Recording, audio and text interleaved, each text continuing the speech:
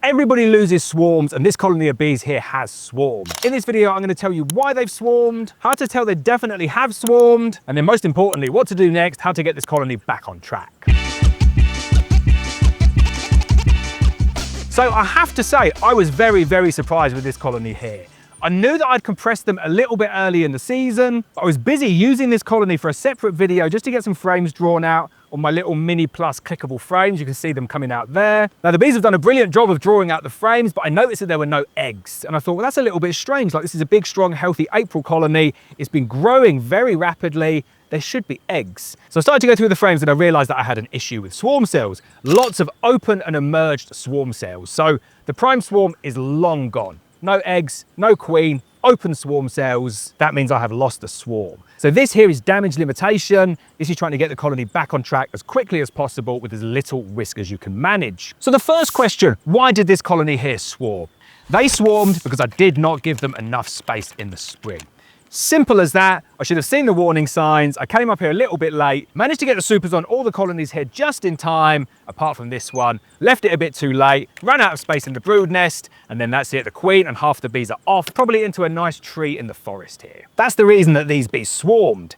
How do I know they definitely swarmed though? Because like I said, if I'm looking at this colony here, looking at the amount of bees there, I would look at it and say, yep, all is good. That's what the colony should look like at this time of year, just about getting ready to go up into their super. But I know they've swarmed. So looking from the top is no sign, is no proof that the bees have actually swarmed. You need to see a lot more than that. So there's a few signs that you're looking out for. When you're doing your inspections, you like to look for the queen, you like to look for eggs. I certainly do anyway. If I don't see eggs, I'm always a little bit concerned. If I don't see eggs and I don't see the queen, I'm looking for capped swarm cells. Worst case scenario, I'm looking for open swarm cells as well, as in swarm cells that have already emerged. We have found pretty much everything in this hive, so it's a good opportunity for me to show you what all of those things look like now.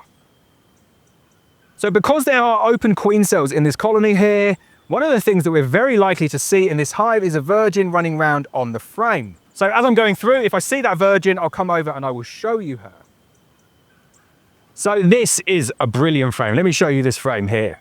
So what we have on the bottom of the frame here is swarm cells. And don't let people tell you they're swarm cells because they're on the bottom here. They're swarm cells because the number of them that's in the colony. I've counted about 15 in this colony here. These are open and emerged swarm cells. So that's probably the best example that I can show you there. That is a swarm cell that has opened and emerged and a virgin has come out. So if you are seeing that, you are in damage limitation mode. There is a virgin running round. I will give you the advice on how to fix that at the end of the video. But if you're seeing that, your bees have 100% swarmed if there are multiple cells like that in the hive. But look at this. We have got a capped swarm cell still. But there is something so special about this capped swarm cell. The queen inside is starting to chomp her way out, and oh my goodness, I can't miss that. So we'll keep that until the end of the video. What you're seeing down here as well, that is where they're starting to chew away the side. So see where the other virgin had emerged? Once the virgins start to emerge, they do tend to take down the substandard cells, and they might leave up a really nice ripe one like that. You'll see that very often though. So that one there, the virgin hasn't come out of that. The bees have gone in on the side and killed the queen pupa. So that is the queen cell there where I think a queen is just about to emerge. You can see the bees are very interested in it. They can probably sense that there's a queen inside and they are just ready for that bit of action. This one here, that is the one where if you're seeing that, your bees have swarmed. So that is a perfectly ripe, nicely dimpled swarm cell. A queen has chewed her way around that section there and she has released herself. So as I said, if you're seeing that, your bees have swarmed. It's then a case of going through and looking for virgins wherever you can. You have to go through every single frame. It is a challenge. These cells that you're seeing here, these are swarm cells, but you can see you've not got that nice perfect circle at the bottom. That means it's likely that these bees have taken down some of these cells here. So they're the dead giveaways: no queen, no eggs, and the presence of swarm cells. If you're in the situation that I am in here, you need to make a decision. Are you going to let the virgins that are emerging from these cells go out and mate on their own? And if you are going down that route, my advice for you is as follows: take down every single cell that is in the colony barring one and just leave one cell there. Even if you've got emerged cells, leave that other cell as a backup. If you're going in and you find no eggs, no queen, and you find all capped swarm cells, same advice applies. Take down all of them except the very best one, preferably one that is still open, so you can see the nice young chubby larva inside. And then you wait 4 weeks, come back, and hopefully all of your problems are solved. You have a queen, eggs, broodinal stages, and all is good. The other option that you have, if all of the cells are capped, is you take down every single cell, and then you take a look at the products underneath this video here, and you select yourself a mated queen from Black Mountain Honey. And then because you've taken down all of those cells, you're immediately hopelessly queenless, and you can just insert that queen into your colony, and you are back to normal very, very quickly. However, that leaves us with the trickiest of all the scenarios, which is this one here, because the virgin has already emerged. So I don't have the option of taking down all of those cells, because even if I did, I'm not hopelessly queenless because there is a virgin in here. So what I'm going to do on this colony here is I'm just going to leave them and see if we can get some matings early on in the year. It's the 22nd of April today, but it is very warm. Forecast for the next 2 or 3 weeks is exceptional. So I think we're going to have some good mating weather. We had a nice queen in here as well, so we'll see how we get on with an F2 buckfast from this colony. So we've spoken about why they swarmed. We've spoken about how I know they've swarmed, and we've spoken about some scenarios on how to fix it. Let's just go back at the end now, take a look at that virgin queen that's going to emerge. I cannot wait for this. So there is a queen in this cell here. You can tell by the way the bees are reacting, but you can also tell by the way, if I can just get the bees out of the way here, how that queen has started to chomp around that edge there. There we go, give myself a little bit of space with a blow. So you can see she started to chomp that. So if I just really gently open that up now, hopefully we'll get the emergence of a virgin queen.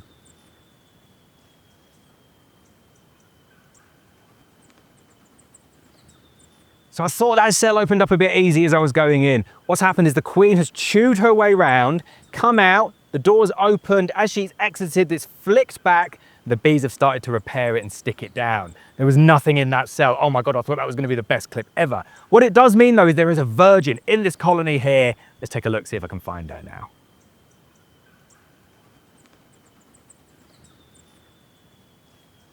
So I've seen more cells being open here. You can see another one there with a tab open. Could potentially be multiple queens in this colony.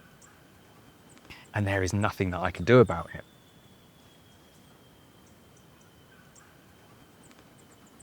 So there is one of the virgins running around. You can see her, that one there.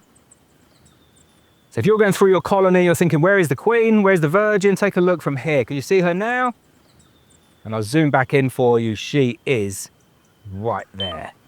Difficult to spot, isn't it? So you can see why I give the advice to a lot of people. Just take down all of the queen cells, because you have to be pretty good to be able to see the virgins in colonies like this. You know, once they're hiding underneath it, very, very difficult to see. But there we go. At least we found her. So one virgin queen. And doesn't she look nice? So there we go, one virgin queen going back into the colony now. Let's fast forward 3 weeks and hopefully that virgin queen goes out and gets mated. So it's been about 10 days since this colony swarmed. Let's get in and see what is going on. So still got a full box of bees, which is brilliant. They're not cast away to nothing. If anything, I'd say they've probably grown a little bit since last time with all of that brood still emerging. So a nice, big, strong colony of bees. Temperament seems very, very good as well, at least for now. And they are certainly backfilling that brood nest with nectar there. So I can see how people get caught out with swarms and then they get caught out with being very honey-bound as well at the same time. But so long as you provide space above the queen excluder, when the queen does come into lay, all of the capped stores in there can be moved up if you go in and uncap it. They generally won't keep uncapped stores in the colony like this for too long if there's space above and the queen needs to lay. But if you've not got a laying queen, they'll just keep it all down there and you can get yourself into a mess. So I'm not really looking for anything, just want to see the state of play at the moment, see how much space they've got. Like I'm crossing my fingers that I might see a virgin, or even more than that, I might see some eggs. But I'm seeing some really positive signs on here. So I can see kind of in the center of the frame around here, they're not backfilling it, they're not putting nectar in there. The cells are really nice and polished. What that means is they're expecting a new queen, a mated queen, to come back and lay in there at some point in the near future. And with the weather as it is at the moment, I'm confident that we're going to see something very good on this colony. So definitely not lost any cast swarms, can't see a queen, they're polishing the cells. I'm crossing my fingers, I'll be back in about 2 or 3 weeks. I reckon we're going to come back to a mated queen and a colony that is back on track. So it's been a few weeks now since we found emerged queen cells in this colony that are swarmed. I've just left the bees to it. Let's go in now, see if we can find that queen. More importantly, see if we can find eggs and capped worker brood. So we've got bees venturing up into the super. Only just though, but that is a very good sign. They wouldn't do that if they cast again. And if you're wondering what cast means, when a colony swarms for the first time of the year, The swarm that exits is called a prime swarm. Doesn't matter whether that's with a virgin or a mated queen, but generally the prime swarm will take out the overwintered mated queen. But all the prime swarm means is that it's the first swarm to leave in the year, and then any subsequent swarms that go off after that are called cast swarms. And cast swarms are generally headed by virgins that are emerging from the cells that we found in here. That's why we knock down all of the cells and just leave one open cell, because then that means the bees won't cast. So you just lose the prime swarm, you don't lose cast swarms. I'm pretty confident we've not lost any cast swarms here. Now, sometimes with beekeeping, you just get a bit of a sixth sense. I'm looking at the weather. I know the chances are going to be high for a successful mating, but just looking at the bees and the temperament and the way they're working and filling that box and coming up, I would stake my reputation that we're going to find eggs in here. And depending on the timings, I would say we're going to find capped worker brood as well, maybe around one of these middle frames. Let's jump straight in and see if I'm right. And for anyone who's thinking he's definitely going to be right, he knows what he's talking about, I'm very regularly wrong, but I think we're going to find eggs here.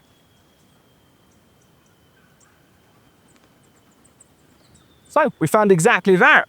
Not capped worker brood, but I definitely got eggs inside these frames here. See if we can zoom right into one of those cells. I can see eggs and I can see larvae. So lots of open brood, but open brood doesn't tell us much at the moment, apart from telling us that there is a queen in there. Could be a dud queen, could be a drone laying queen, could be laying workers, could be any of those. We want to see capped worker brood in a nice pattern, and then we've got a successful mating. So that is a beautiful frame of pollen. Definitely give you a close-up of that.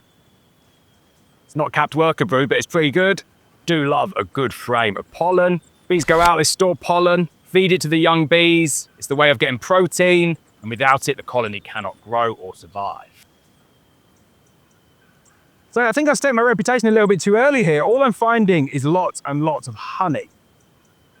It's not even nectar anymore, like it is fully capped over. And you will often find this, and this is a question that I get a lot from people saying, are the bees going to move that? Here's a simple way of answering it. If there is a queen laying there, they will move this uncapped, and they will not move this capped. In order to get them to move this as well, you need to bruise this with a hive tool, so you just kind of smudge it. Technical term is a smudge, but you basically just run your hive tool over the top of it, and then you place it in between frames of brood, and the bees will move it from the brood box up into the soup. But everything towards me is just getting more and more honey, so let's go the other way. At least we've got a frame of eggs and larvae, and as I say, that's the real thing that we're looking for here. Not seeing capped brood, it doesn't mean there's anything wrong, just means that I may be a week early coming and doing this video. But oh no, look at that frame there. Lots and lots of open larvae, and I can tell just looking at those larvae that they are worker larvae. And on that side, we have the beginnings of some cappings. So what you can see over here is the beginning of the capping of that worker brood. Always looks a bit like drone brood at the beginning. You think, oh, is it going to be drone? But as soon as you get a big full frame of it, you can quite easily see that it is worker brood. So I'm confident we've got a mated queen in there laying worker brood, but let's take a look at the rest of the frames. Maybe there is a better sign. And there we go. We have got our frame of worker brood. So not the best pattern, but I never judge a queen on her first lay. Always takes them a little while. But what I can confidently say is we've got a mated queen in there. She's laying worker brood. I'll keep on top of that though, because it's not the best pattern, but I think in subsequent week, it should be slightly better. And if you're wondering what I'm talking about with a good pattern, we'll just flash up on screen now what a good brood pattern looks like, where it's nice and tight in the middle. You've got brood all in the middle, and then it spreads out to larvae and eggs all around the edge. So we probably shouldn't have finished the video without showing you the queen. I'm going to get in here now and I'll find her.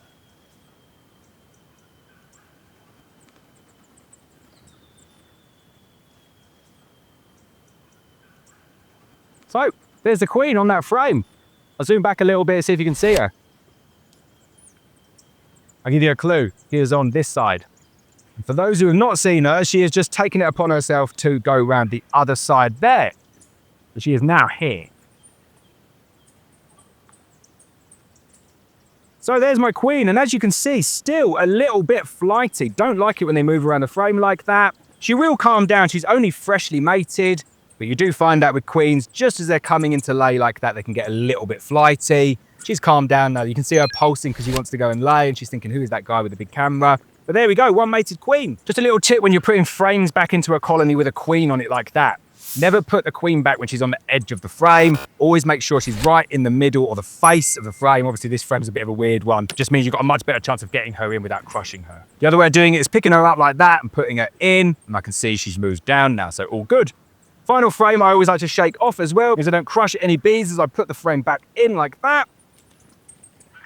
And that's it, we've reached the end of the video. We had a colony that swarmed. I found an emerged swarm cell. I knocked down all of the cells to stop caste swarms going out. The queen's gone out, she's got mated, she's come back, and the colony is successfully back on track. It's like the 8th of May at the moment, so this colony here has already got half a super of honey on it. You can imagine for the rest of the year, the sky is the limit. If your colony swarms, take action, limit your losses, get them back on track, and the bees will thank you. If you enjoyed that video, the biggest compliment you can pay me is sharing it on social media.